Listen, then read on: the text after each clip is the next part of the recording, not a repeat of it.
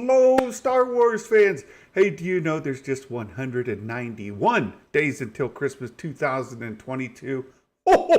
And today we've got a lot of things to talk about. I do want to, at the top, mention we've made a couple of changes to the normal kind of things we've been doing. One of them is if you go to Patreon and you become one of our channel members, you can post comments in there as if they were super chats, and we will address those on the next live stream. And I've made a caveat to that in the past, and Ducky, this is for you. Within reason. Within reason. I will read them. We'll discuss them as I'm able. So Ducky put a comment in there. We will take a look at it, but no promises, my friend. All seriousness aside, we're also changing up how we're doing to do our Thursday live streams, and we've been doing those the last couple of weeks.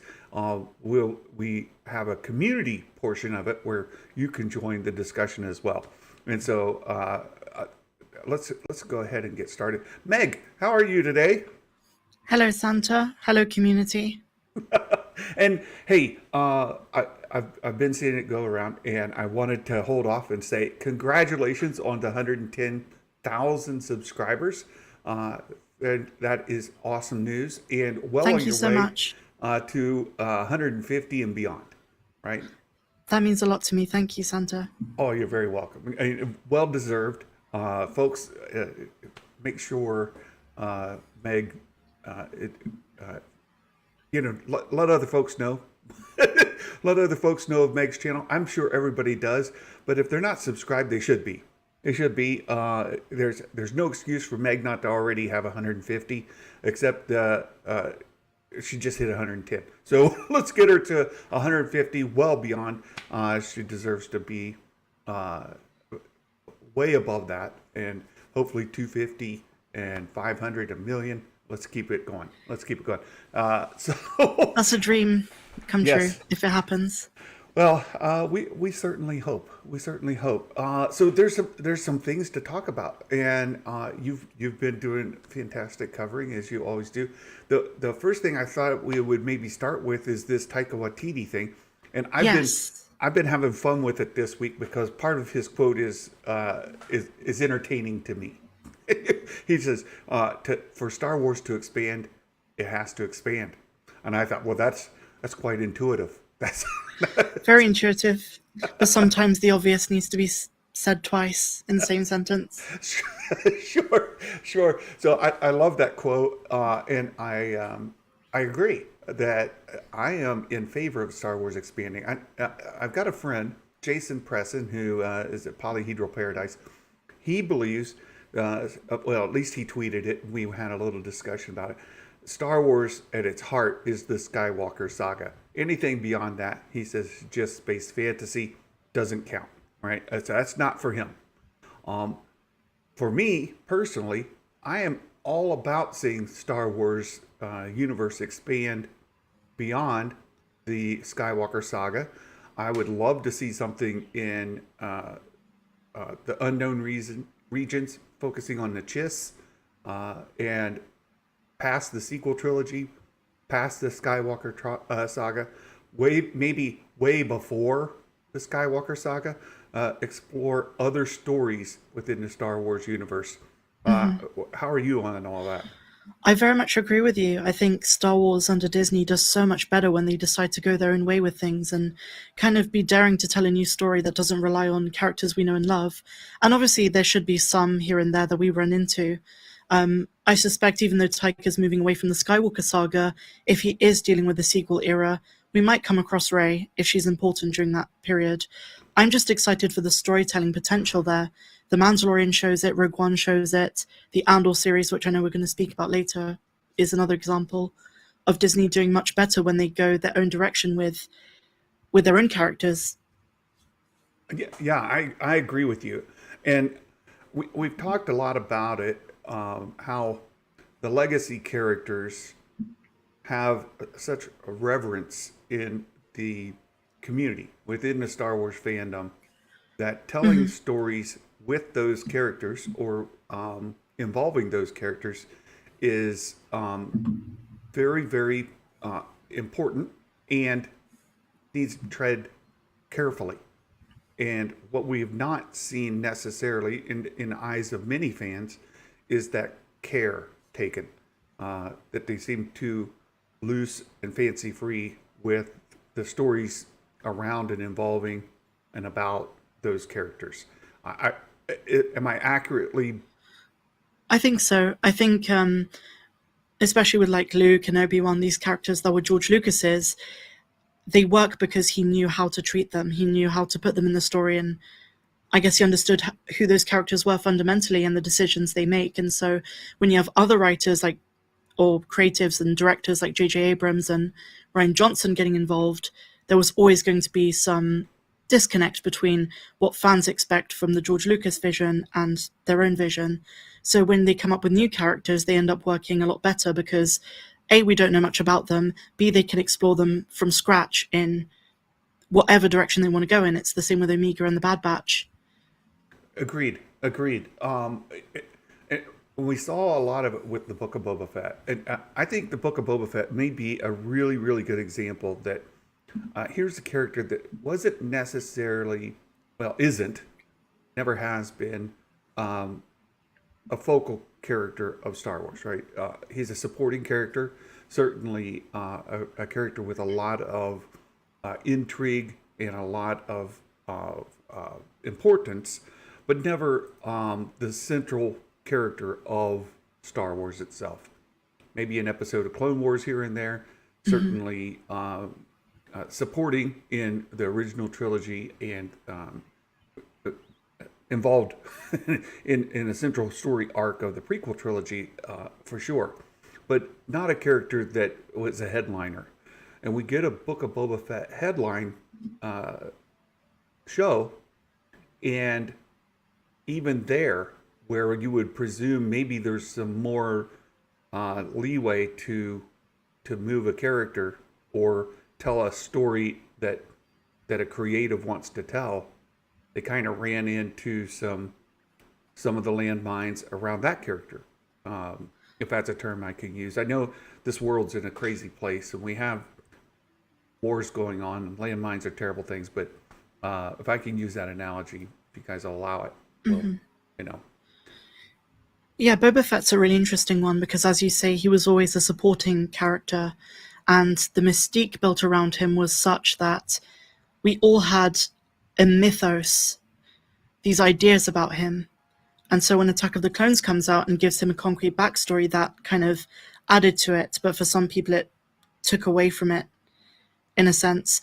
I think the Book of Boba Fett needed to be the show that relied heavily on the comics, and because they went kind of a different direction to that, there was that disconnect between Robert Rodriguez's vision and what the fans knew from the Marvel comics, from the unfinished 1313 project, from the cartoon he was in, The Faithful Wookiee. Yeah, yeah, exactly. And if you guys aren't familiar with the Faithful Wookiee, you can see that they've actually pulled that out and put it on Disney Plus as a standalone cartoon. You can watch just that segment. It was part of the original holiday special, so you can find it there. Hey, Vic Fiddle. Thank you for subscribing to the channel. We appreciate your support tremendously. So, yeah, we also know to draw new fans in, maybe some, and I always use my wife as a fantastic example, because we grew up in the era of Star Wars. I was 10 when the first Star Wars movie came out, first movie I saw in the theaters, and my wife was never captured by Star Wars. She's aware that it existed. It was part of our popular culture. And when the prequels came out, they weren't the movies for her. She had no interest in them at all. And then through now this Disney era, she did enjoy the sequels, and she did enjoy Mandalorian. The other stories are somewhat interesting to her, but aren't necessarily anything she would just watch on her own if I weren't there, playing it. So we need some way to bring in new fans and old fans, people who haven't necessarily been engaged with the franchise before, but do that in a way that doesn't lose people who are heavily invested in the characters, the stories, the mythos, uh, and all that surrounds Star Wars that we know. And that's why I think this whole deal with legacy characters is such a tricky space to create in, because the folks who haven't been engaged with Star Wars aren't going to catch Star Wars fever by just nostalgia, right? They don't have nostalgia. You have to tell stories that are modern, something that captivates them in a new way, and you're not going to do that just through member berries. Yeah, I think that's a lot of the disconnect between fans who've loved Star Wars for years and those who just got interested in it after they thought Grogu was cute, or they're Reylo fans or whatever it is. And you see them defending Disney Star Wars in a very different way to the way that older fans who've loved this franchise for a lot longer perceive it. Yeah, And I noticed that a lot on Twitter in the discourse, because they yeah, don't necessarily see what's wrong with things that other fans, whether you're a fan of the prequels or not, or whatever it is, we see things in a much different way to them because they've never known Star Wars any differently. yeah. And I know you've described yourself as a unicorn, being somebody who likes The Last Jedi. Not a huge fan of the sequels as a whole, but The Last Jedi, you do Yes. like, and there's very few folks like you in our universe. um, I feel the same way as an original trilogy fan, not a big fan of the prequels, who I've loved in large part all of the Disney era Star Wars content.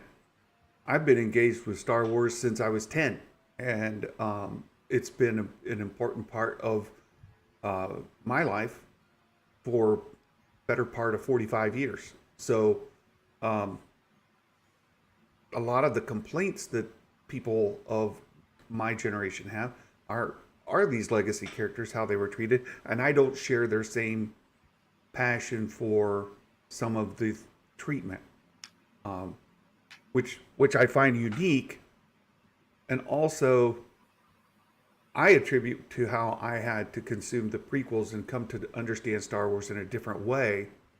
And so now I'm much more forgiving, much more lax, and much more accepting of uh, uh, flawed logic, of silliness, of stories that uh, the writers want to tell, and not necessarily stories that um, are directed at me. So I'm more malleable, I guess I would say.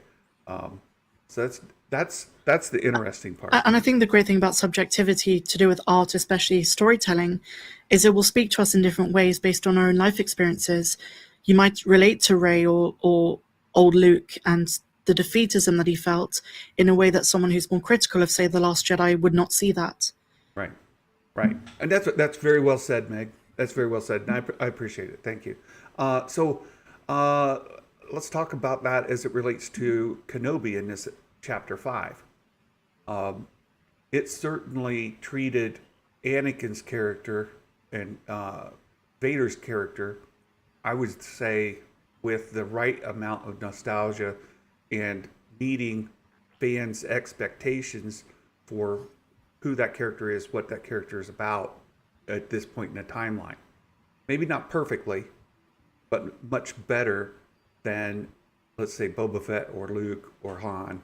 I think you're spot on with that assessment. I think Vader really surprised me in this episode. Not only was James Earl Jones sounding so much better compared to the previous 2 or 3 episodes, but Vader was very much in character with how he's like in the original trilogy.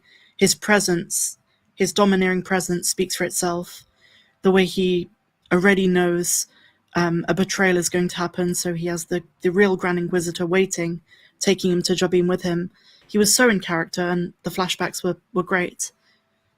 Yeah, yeah, and I saw theory kind of breaking it down, Star Wars theory breaking it down, how and a lot of people characterize the fight, the duel, whatever, with Reva as a dance, right? He was just kind of weaving and swaying out of her way. She was no effort for him to defeat, and the disrespect he showed her by not drawing his own lightsaber add to that defeat. Like, I'm not even going to bother pulling my lightsaber because you're not worthy of that kind of attention, right? So I thought that was really insightful. I learned something from watching that theories breakdown of that. I'm not, I'm not a duelist. I've never been in that, but it was neat to kind of see that broken down. And it's interesting you're saying you're not into, you're not as familiar with the dueling side. I think a lot of that is the fact that you're not a prequels fan, because I grew up with the prequels, and when Lucasfilm was pumping out all of these reference guides to Revenge of the Sith, and they taught you about Kit Fisto's fighting style and Ki-Adi-Mundi's fighting style, and Theory is amongst those fans who was into those books growing up, so he obviously is very familiar with the various different styles of fighting, the forms. That's really cool that you say that, because you're absolutely right. I love Star Wars coming out of the original trilogy through my preteen, teen years, my early adulthood, when I was serving in the U.S. Army. Star Wars was the number one escape for me.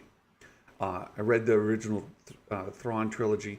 I was super hyped for Phantom Menace. Came out of it defending it, but then after Attack of the Clones and on, I was disengaged for more than 10 years.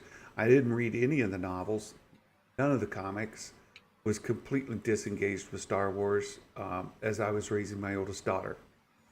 We would go watch the original trilogy when it was on TV, or we'd watch it off of VHS or DVD, but I never went back and spent any time with the prequels or with the expanded universe, however you want to say that.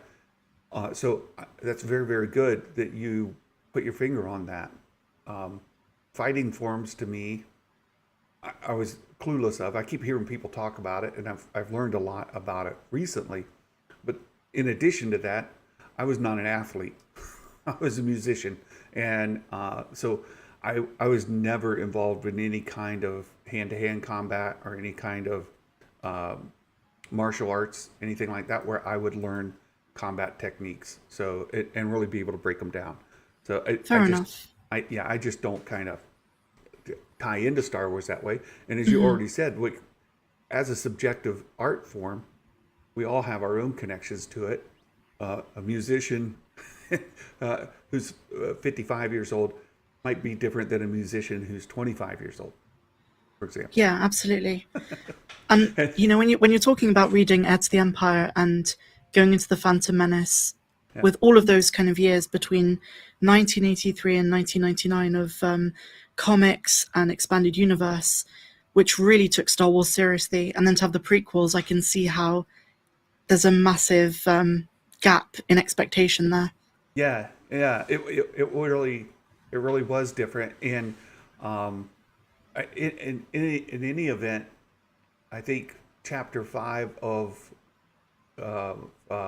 Kenobi helps us see, and we had a little discussion yesterday with someone in our community, and you were with us there, over really that. I think this chapter helped shine a light on all of that, right? To help us see where we're all coming from and where all this love is coming from and how we're going to move forward with the franchise, or at least hopefully move forward with the franchise. I agree with you. I think we're all going to have a different perception on anything that's released. I just don't have that thing in me that when I dislike a project, I give up on Star Wars. I don't have that. let me that you raise a really good point. I did for like I said, better part of 10 years. I just I didn't have a good relationship. It was like this isn't my Star Wars anymore. I had my original trilogy, so it was like okay, I can hang on to the thing I love, and I don't have to be engaged in this new stuff. And to be honest, I was at a point in my life where raising my daughter, and my marriage, my family was more important to me uh, than fiction, science fiction, Star Wars, or any of that. So, we were watching a lot more Disney movies at the time, with a very young daughter. But beyond that, um, I never felt to a point where, hey, my Star Wars is dead. Because I always had the original trilogy, even though George Lucas doesn't allow us to have that like in modern form. I still have that. I still have it in my memory. I still have it in my childhood. All the things I played with and dreamt all those years, all that's still mine. So I don't connect so much with people who say Star Wars is dead. Well, maybe a particular form of Star Wars doesn't appeal to you, whether it's the young kids cartoons like Star Wars Rebels wasn't for me at the time. I was like, oh, that's on Disney XD. But but then came to watch it and it's like, oh, wait a second. Rebels is actually some of the best Star Wars content that I had since before the prequels, right? So it's just coming into a new appreciation for Star Wars. And I'm hoping that the people who are um, still smarting from the sequel trilogy are able to find that through either The Mandalorian, Kenobi, or or perhaps Andor that's coming up. Yeah, for sure. So I I've speaking, go ahead. I was in a place when it came to the sequel trilogy where even though it wasn't for me, I thought a lot of these people saying give it a few years, it'll be popular. I used to say they were wrong. I used to say it's different to the prequel appreciation which grew, but now I'm starting to see a lot more people, even though we're like what 3 or 4 years after the rise of Skywalker. Hmm. I'm already starting to see people speak of it a lot differently to how they did when it came out. So I Yeah. do have hope that the sequel trilogy will age much better than I originally thought it was going to. Oh, that's good. That's good. And like I said, like I've said about the sequel trilogy, it may never be for some people, right? Some people uh, cannot come to terms with the content of those movies in much the same way some folks my generation can't come to terms with the prequel content, and you have to learn to appreciate it in a different way. I suspect the same thing will happen with the sequels moving forward. But more importantly, as I mentioned, like with Rebels, and certainly the Clone Wars era animated series, we'll have people who are maybe critical of the sequels who can maybe latch onto the Bad Batch or latch onto, many have already latched onto The Mandalorian, maybe Andor, maybe the Acolyte. Let's cross our fingers, right? Like all of those projects, perhaps the bulk of them, or some of them at least, will be content that people who are dissatisfied with the sequels, or maybe even dissatisfied with Kenobi, will say, "Oh, this is Star Wars I can enjoy." Absolutely. And speaking of the Acolyte, I've got such high hopes for it after reading the Vanity Fair article with Leslie Headland. I'm Yes, starting to think it's going to be a real winner of a show. Nikki, I love you, my friend. I just disagree with you, and I do because I've got a 21-year-old daughter who loves the sequels, and um, can make very close tie-ins between the Skywalker saga and the sequels, who has had very frank discussions with me about this is the most Star Wars that there is of Star Wars, right? Like, and she can make connections to the themes. She can make connections to a lot of the tropes, and she can pick them out through those movies. So I disagree with you. Maybe not for you, my friend. Maybe not for Well, you. here's the thing with the sequels. I don't agree that they have to be seen as tie-ins to the Skywalker saga to be enjoyed, because for me, I was not a fan of 7 and 9. I really like the Last Jedi. I think Rian Johnson's movie is really misunderstood, but I kind of see episodes 1 to 6 as one story, and then you come to the end of Return of the Jedi, and for me, it's like that's the book is closed for Anakin, and when you really get that in your mind, you can appreciate 7 to 9 as a different part of the story. It doesn't have to be Anakin's story. I think a lot of people were like, "Oh well, hopefully Hayden will be in Episode 9," and then they were disappointed. He was just a voice, Right. but this was Rey's story. George Lucas always said the sequels are about the kids, the grandkids. It's Yeah. not. It's no longer Anakin's story. Yeah. The Yeah. Chosen One is a cyclical thing. It's not just true forever. Amen. Oh, I'm so glad you said that. I absolutely agree, 1,000%. That couldn't be said better. I'm not even going to re-say it because you guys can just go clip that and play it. Meg, you nailed it. So, chapter 5. I know you really enjoyed it. I really enjoyed I it. did. I don't think it's without its flaws, for sure. And I can nitpick things, and I can look at some of the things that I wish were different or better. But as a whole, I still loved it, and I gave it a 9.5 out of 10. I think. What did you say you gave it? I gave it a 10 out of 10. 10 out of 10. Yeah, I absolutely love it. Yes, uh, Nikki, it's mutual, my friend. It's mutual. Episode or chapter 6 is coming. And we've read a lot of the leaks. Our friend Jason has given us a great deal of detail. Even in some DMs this week, we've had some chat with him, and he's given us a little more morsels, some of which you shared on your video today. We know that the duration of this video, or of this episode, is going to be in that 50-minute range, give or take. Exactly. Yeah. And there have been some things showing, like the season finale premiering at a theater. It's like an hour and 33 minutes.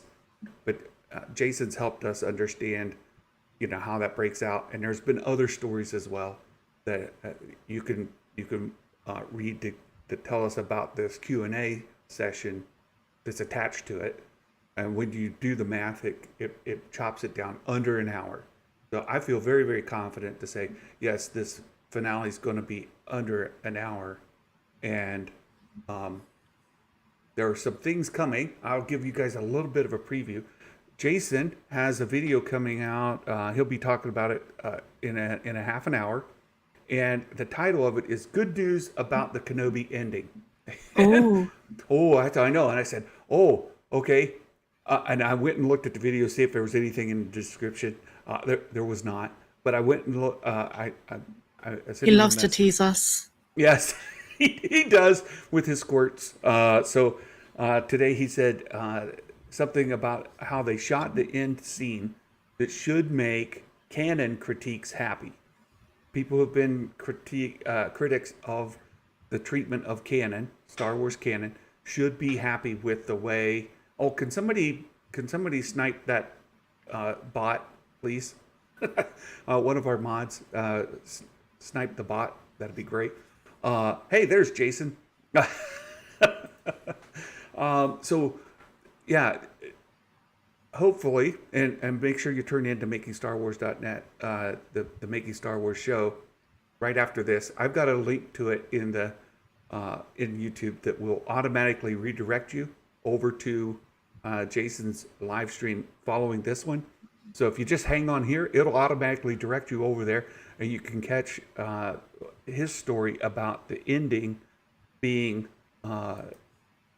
should be, at least Jason's hope and his comment is the end scene should be a way that makes canon critiques happy.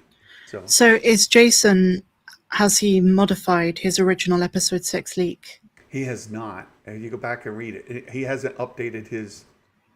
I'm like, I went and read it like yesterday. Like, is he changing? Is he changing, updating anything like that?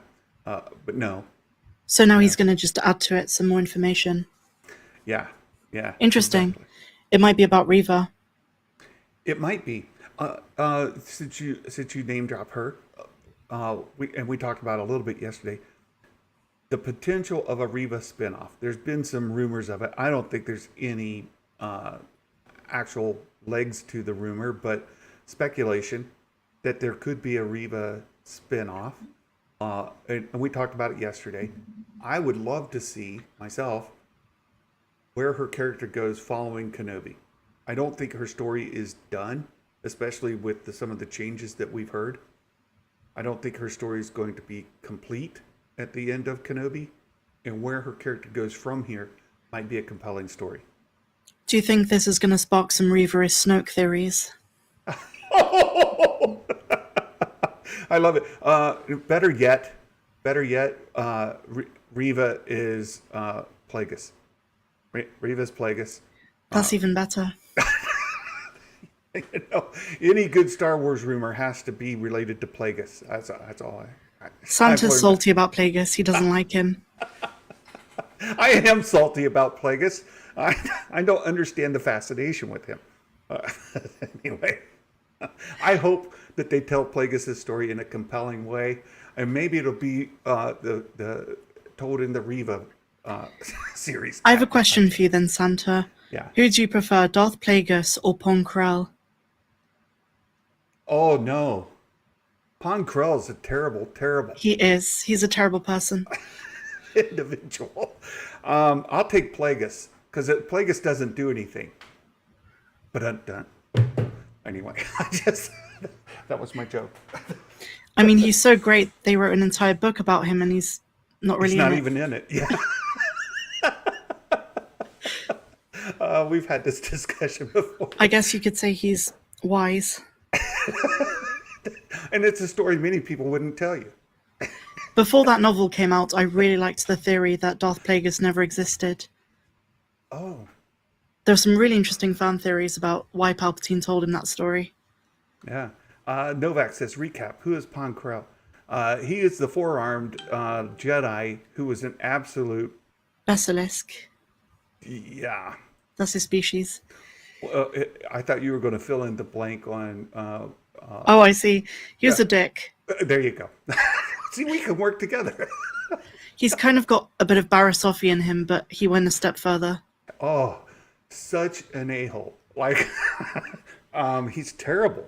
Jason's right. Absolutely He's Dexter on crack. Yeah, yeah, with a lightsaber and just a terrible person. So he no value in clone lives, and yeah, you could almost say that he was a Dooku wannabe in some ways. I thought you were going to say he's a douchebag. Well, that too. I was reading your lips. I appreciate that. I'm reading my mind. You know, we have this connection. Maybe we're a dyad in the Force. Maybe. So in any event, Kenobi season 2. What do you think? I personally am not a fan. Yeah. I like the idea of Kenobi remaining as this one season show. And I think the final episode has a lot of potential. I've been very critical up until this point.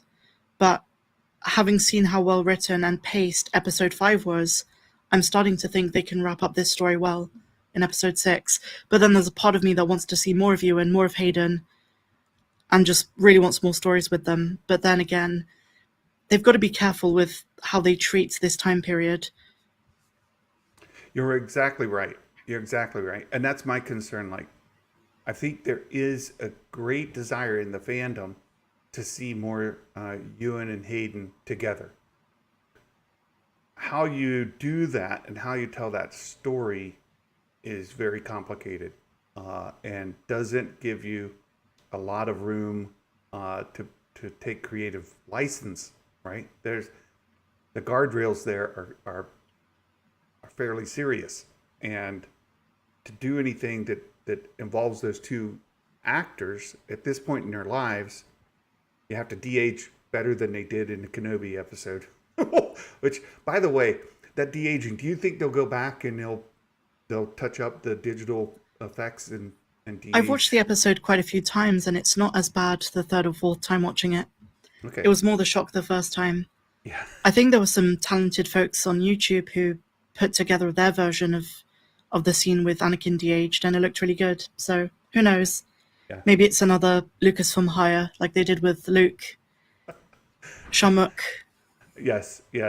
Ducky's trolling me in the chat. Let me share this while I'm thinking of him. He needs me to give him some nonsense before he gets his bingo. So, Ducky, this is an example of using the super chat feature in Patreon to get called out on a live stream, and for me not to read it. You can read it yourselves.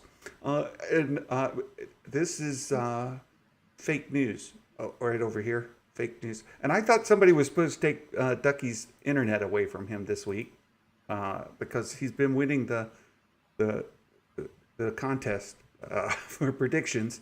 Somebody take the internet away from Ducky, would you? We can. Santa, did you ever read my question to you on Patreon? I did. It was very, very good. I must have missed it. You must have. I did. Real quick for Chapter 6, I'm very excited for it. This is when we expect to have the duel of the century again, right? The rematch, and this expects to be the ending that has a chance to improve the overall attitude towards people towards this series.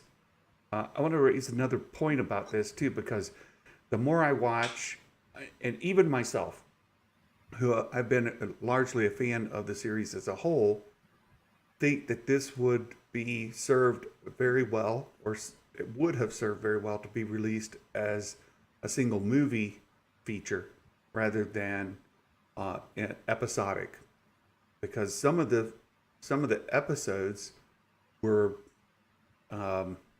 transitional, and I thought, especially we can talk about Chapter 4, I don't think it's filler at all.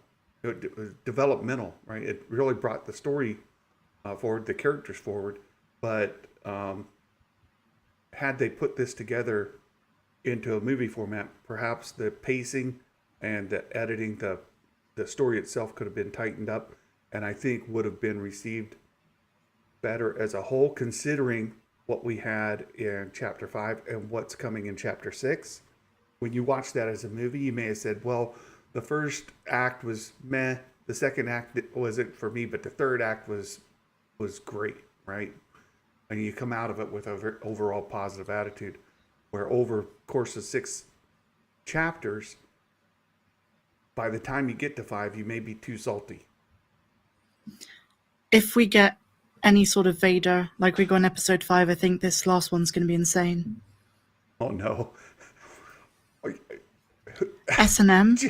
Oh, dear. Oh, no. The show's over. No. Meg and Santa. Oh, no. Oh. I'm more in the Meg camp about season 2, but remember, season 1 takes place over the course of about 4 days. So we should have 12 seasons, each one for a day of the week of the first year of Kenobi being in isolation. First year, sorry, 10th year. 10th year. Although Ewan McGregor doesn't think it's been 10 years. In every interview, he's like, no, it's only been 8 years. I find that really interesting. Well, they don't necessarily follow. Yeah, Meg. First tip, Jeremy, we love you. Don't abbreviate our show like this ever again. The fact that you said that, Santa, is going to make everyone start to do that.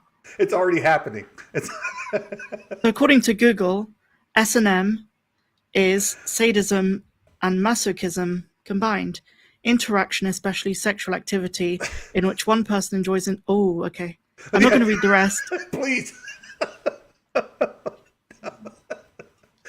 It got a bit graphic. Well, yeah.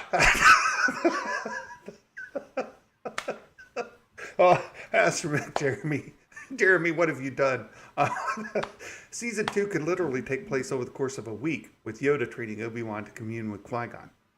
Um, my my concern is that we could fall into the trap of Book of Boba Fett. Right? It's completely And Tatooine. Yoda isn't the one who taught Obi-Wan to do that. It was Qui-Gon. Yoda and Obi-Wan aren't supposed to speak to each other now until The Empire Strikes Back, when Obi's already a Force ghost. Right. Right. We're Well, gonna see Qui-Gon in Episode 6. yes. Yeah. So we could end up with some training with it. To your point, um, with the way Chapter 6 is supposed to end, and Obi-Wan and Qui-Gon communing together, we could see some follow up for that. But I still just think, um, well, quick, get Meg to read something else inappropriate. Well, when I typed into Google, I got an article from BuzzFeed about how to include S&M in the bedroom for a healthy relationship. Read that to your girlfriend after the show. Let's not do that. I think Santa wants me to read it to him. No, no, no, no. Please don't. Let's not. Let's not.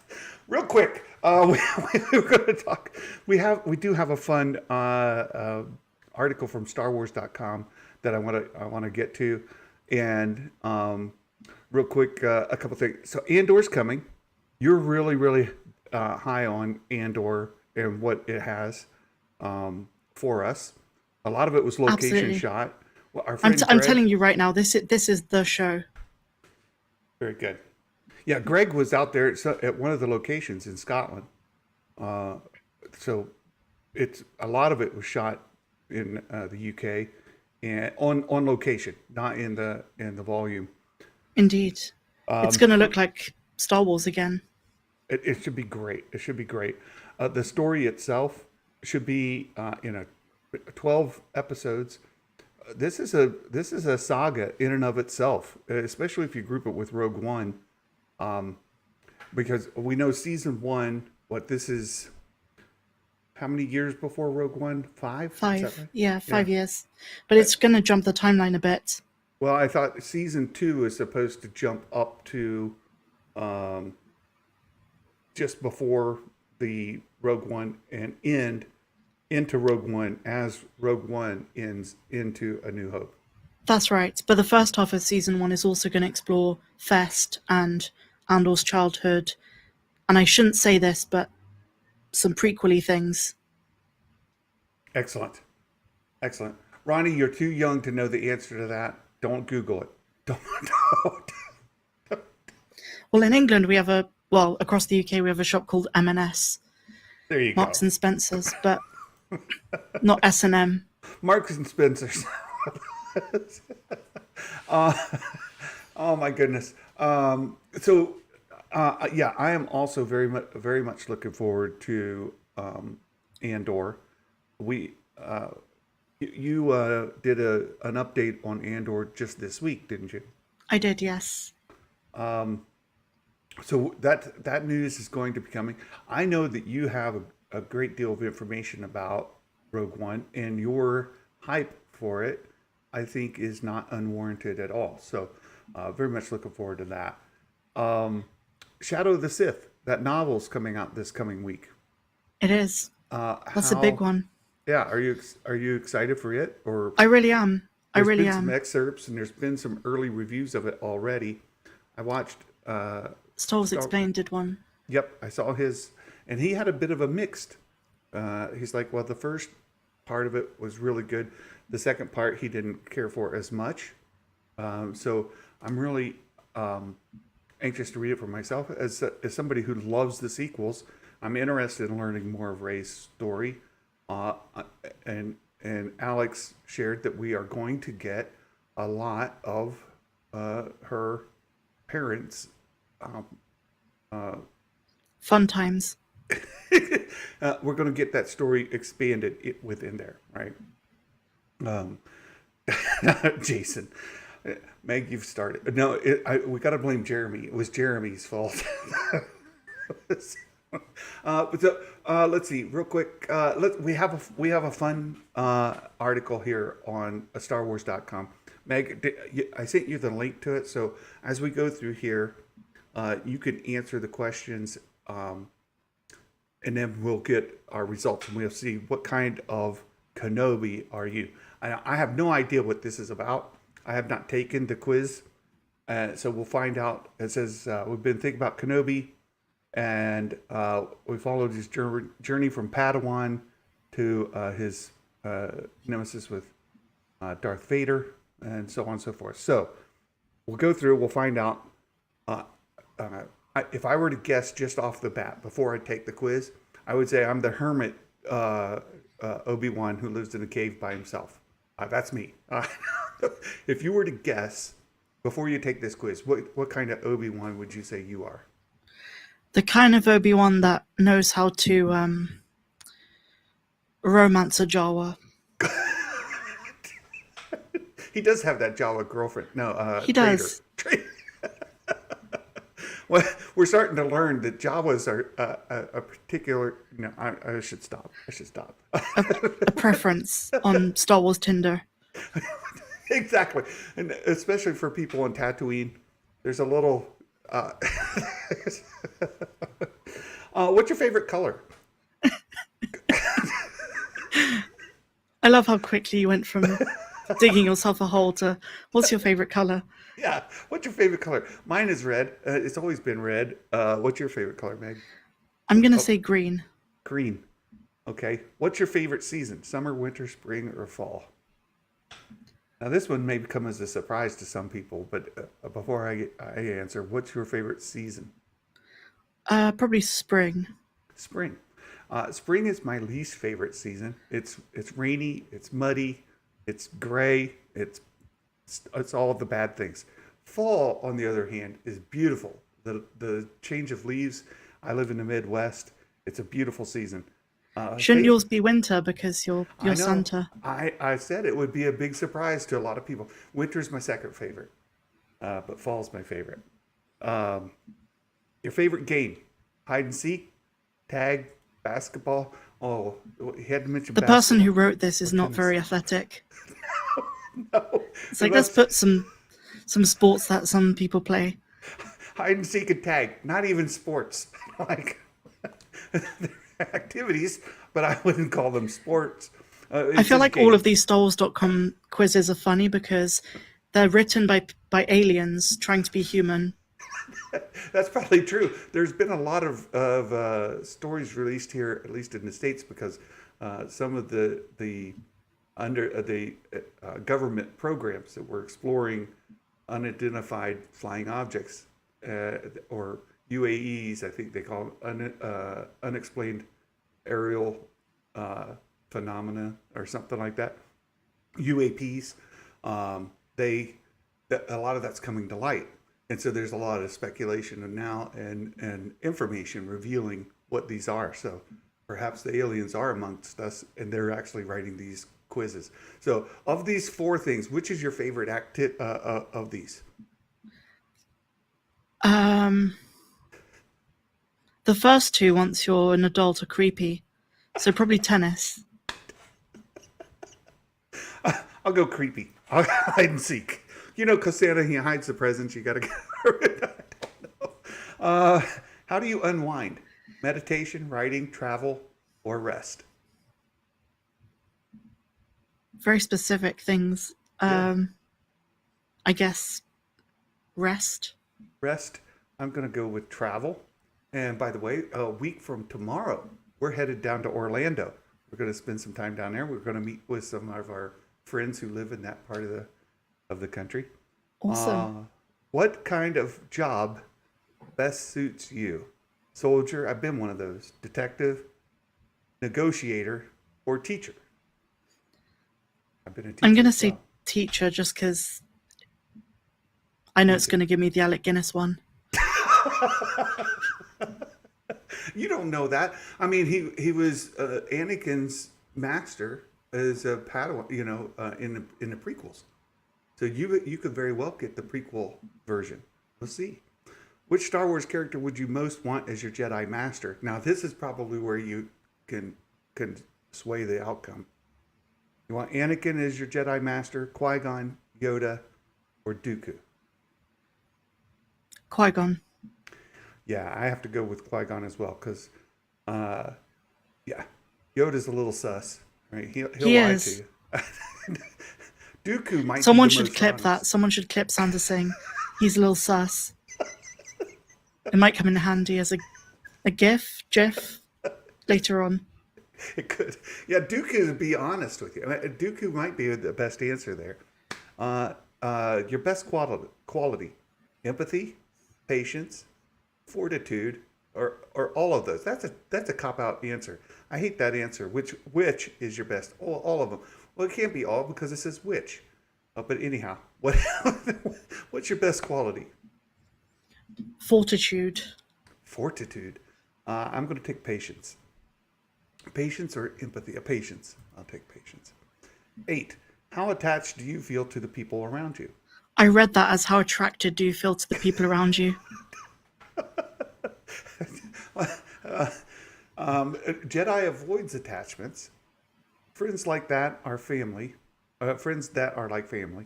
I struggle there, making connections to people around you, or not at all. Interesting.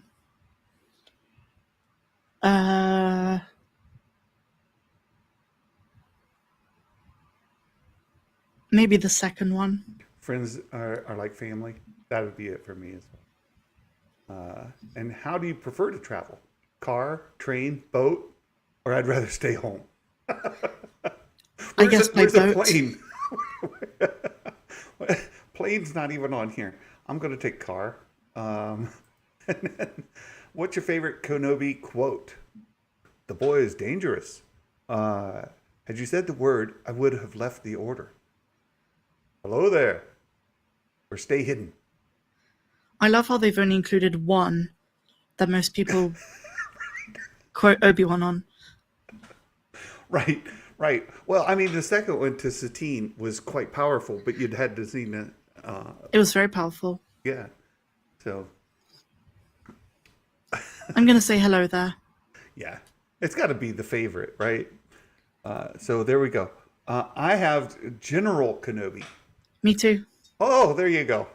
There you go. So if anybody else took the quiz online as we did this, which Kenobi did you get?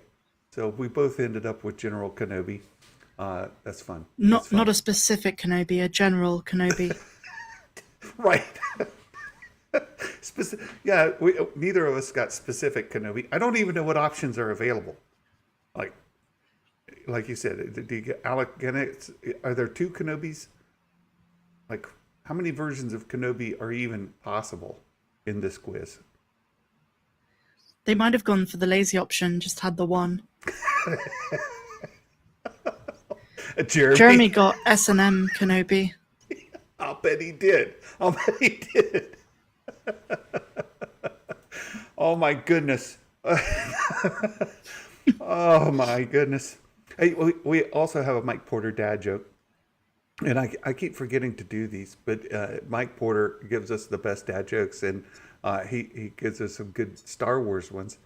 And so we have, let's see here. Here we go. What do you call a curious grandpa or grandma? A Grand Inquisitor. There you go. That's pretty good. That is pretty good. That is pretty good. Hey, I've had fun visiting with you, Meg. My spirits are lighter. I'm happy. I'm so glad. I love you dearly, and again, congratulations on 110,000. You have certainly deserved it, and Thank you, well Santa. beyond. And thank everyone who watches Santa's channel, my channel, both of our channels. It means the world. It does, and I'll tell everyone. Sometimes I feel like dejected and I feel alone and sort of I deal with my own demons, and doing this show with all of you makes a huge difference in my life, and the feedback I've gotten from many of you let me know that what we're doing here, I may not have 110,000 subs, but the 2,200 I do have, I cherish, and I love all of you. I love the time we get to spend together. So much fun. Dawn says, guess I need to go do the quiz. I'm listening and putting together some photos. It was a great stream. Positively love it. Well, thank you so much. Also, Novak, congratulations to Sheev. Yes. Because Sheev, he celebrates his 6-year anniversary today. 6 year of what? I guess his relationship. Oh, I see. He's not married, but though. Is it 6 years in the relationship? That's congratulations. I think he put that in the chat earlier. Okay, I may have completely misread that, but 100 happy 110th birthday, Meg. Oh, Ronnie. And also that video he made was funny. Yes, it is funny. Well, thank you all. Thank you so much from the bottom of my heart. So thankful for all of you. And be sure you catch makingstarwars.net. Jason Ward I've got it linked directly here. We'll go over and spend some time with him immediately following this and find out what the good news is about the Kenobi ending. Right? I'm aching to know. I'll bet you are. No, all Jason's right. great. Yes, he is. He is. All right, Meg. Take care, my friend. Thank you, Santa. All right, Thank you, everyone. We'll see you later. Bye-bye. Until next time, my friends. May the force be with you. Merry Christmas. Bye-bye.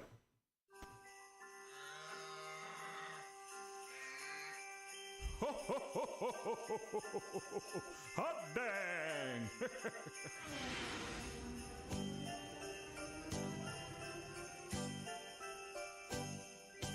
Talking through the news from a galaxy far away. Toys and book reviews, positivity all the way. Come and join the fun, subscribe and like away. Movie news and show reviews, it's like Christmas every day. Oh, Star Wars Santa, Star Wars Santa, the Star Wars Santa show. Oh, what fun it is to chat on the Star Wars Santa show. Oh, Star Wars Santa, Star Wars Santa, the Star Wars Santa show. Oh, what fun it is to chat on the Star Wars Santa show. Ho, ho, ho, ho, ho, ho. Hot dang, ladies and gentlemen, you're in for a treat tonight on the Star Wars Santa show.